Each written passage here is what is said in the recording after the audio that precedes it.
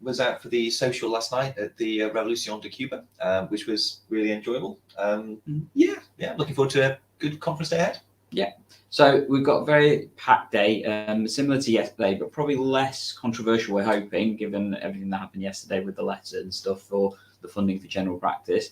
But yeah, we've definitely got some interesting stuff. There's the John Hunt lecture, which kicks off the plenary, and that's with Michael Kidd, I believe, who works for the Australian government. That's right. So we'll just have a little look at the plan, shall we?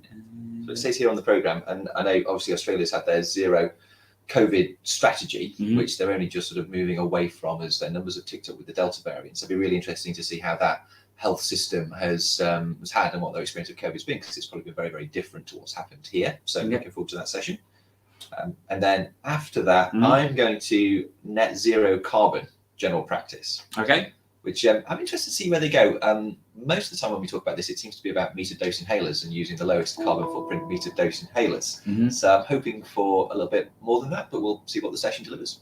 Interesting. I'm going to the educational short papers, which I've forgotten what they're actually covering in that one, but it was the one that spoke the most interest to me. So I'll definitely be interested to see how that goes. Following that, I'm going to the tackling the inverse care law. I mean, working in the populations that we both work in, how we can help with that aspect of things. I think, something I'd like to learn about. I'm in there as well. It's really relevant for our roles as primary care network clinical directors in places that are communities that suffer from inequality. I'm also taking in the acne management in primary care and the future of artificial intelligence. So I'm going to be interested to see how they fuse those two together. Okay, that will be an interesting one, I think. Yeah. It's sponsored by La Roche-Posay, so I'm hoping for maybe some nice free cosmetics. We'll see. As well. Important to note that there are sessions in between a lot of the sessions that happen sometimes. So there's a kind of special sponsored speakers and that kind of stuff. So like you say, there's the La Roche one. There's one by Livy that looks at remote care and that kind of stuff as well. You do have to book into them, and they kind of happen in the sponsor hall, don't they? Kind of that. What is it you call them? They do. It's like the silent disco. That's it. Yeah. So there's a lot of hustle and bustle going on with all the sponsor stands and people chatting and eating and having coffee. But you kind of put on the headphones and you watch the speaker and the screen, and it's like being a silent disco. If anyone's ever done that. And then just before lunch, we've probably got the main session of the day, which is the NHS question time. Variety of speakers that will be at that, and the opportunity to ask questions. I think that's going to be a little bit different to normal years. We talked yesterday about how the fact that the way that we ask questions is completely different for this conference compared to previous ones. Before everyone would queue up behind the mics and get ready and try and be the first one there to get their question through, and potentially long rambling preambles and that kind of stuff before you actually got to the question.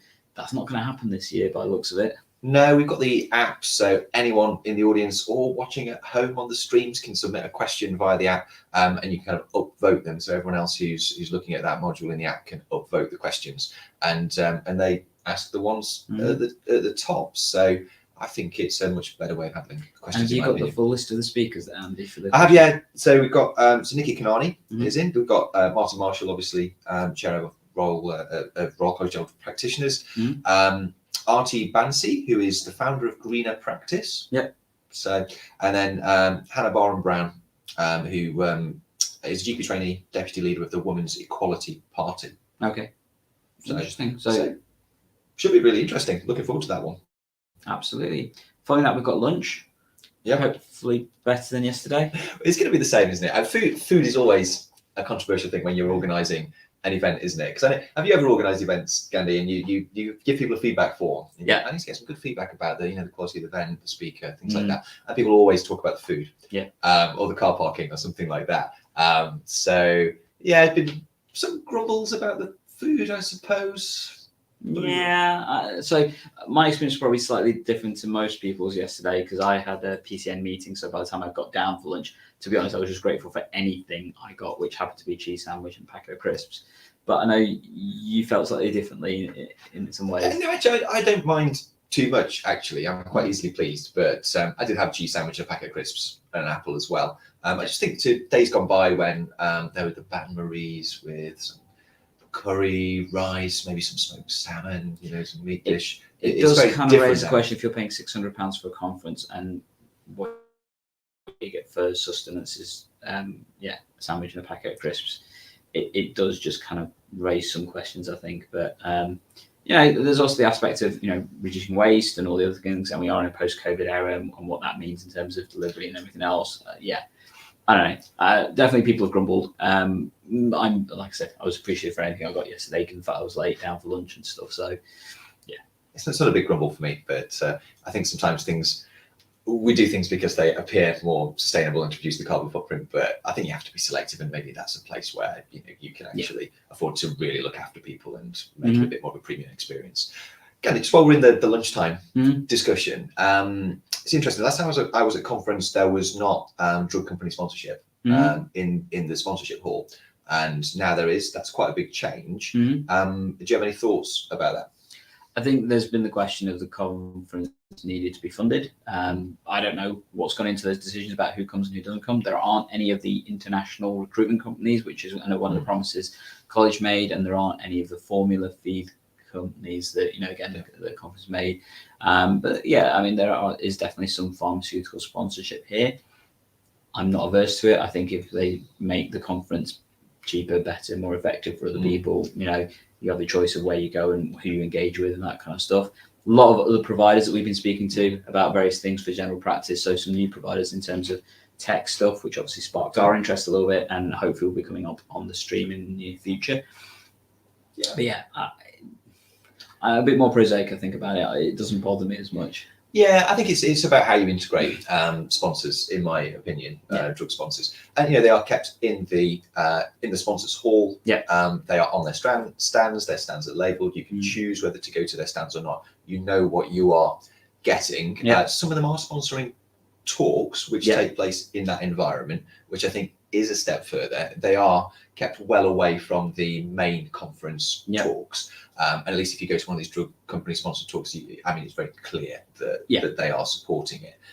So yeah, I guess I'm not too concerned about it. And you're right, it does help fund a conference. If anyone's tried to organise educational events, it's something that can make them more likely to happen and be funded. Yeah. So.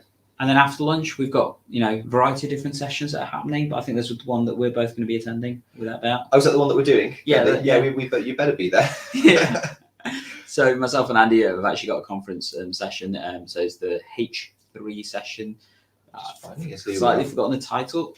We will put it on. Content creation for GP and portfolio careers. So I think in that session, we're going to be sort of describing our sort of journey, really, from a bit of our origin stories, and then coming together and working on EGP learning together and what we're currently up to. And hopefully through the course of listening to that, people will be able to learn about how to find their kind of why they might want to do content creation, variety of reasons to make things for your practice, for your organization, or just because you feel like you've got a little bit of a calling, something to say and something to offer yourself, right the way through to some sort of how-tos and how we actually put together an episode of the podcast and EGP learning vlog and telling you all the tools and tricks and tips. Absolutely. So if you do attend the session either virtually or physically, one thing I think we can promise is you'll get something that you've never seen anywhere else, to be honest. It's not the kind of stuff that's discussed in general practice or taught or anything like that. So that's one thing I think we can promise pretty well. So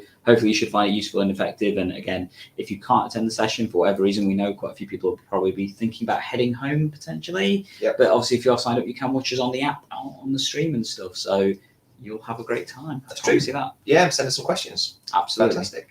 And then for the final session, I think you're attending the Developing Wider Workforce for Primary Care? Yeah, so obviously with PCN work and stuff, supervision's a big part of that. It's one of the greatest challenges we've got. So any session that can help us understand how to do the supervision and that kind of thing, for me, kind of seemed like the most obvious one to go to. That's good. I can't remember what I'm going to in that slot, and my thing isn't very helpful this morning, but I'm sure I'll enjoy whatever I'm doing. Sure. And then following that, we've got the closing session for the conference itself. So we'll be attending that and hopefully seeing what they've got. I don't even know what the closing session is actually for this time. It's Amanda Howe giving a closing address. Yeah. So we'll see what she's got to say. Yeah. So definitely should be an interesting day ahead for us. I think throughout this, we're also going to be trying to capture people for additional recordings and stuff. In addition, completing the recording for our look at the new funding letter for access for patients and supporting general practice, which has obviously caused a lot of controversy, and it seems to be growing even in terms of today. So we will have that episode ready for you, hopefully coming out tomorrow morning on the stream. So definitely join us for 11 o'clock for that. It will be pre-recorded, but we'll have our standard kind of reviews and stuff for you to all have a look at and things and enjoy, really. Well, if you want to enjoy that kind of stuff, but at least it should be informative and educational and definitely help you plan for what's coming ahead. Cool. So that's the day coming up. Yeah. So if you see us out there, say hello. A lot of people have done, which is fantastic. And we will happily let you jump on as well if you wanted to. So we have got our equipment. We'll be probably doing some recordings at the conference today. Yeah, if you see us recording our episode about the letter, which we'll probably be doing towards the end of the day, hang around and we might ask you to comment, come on camera if people are around, have something to say. Yeah.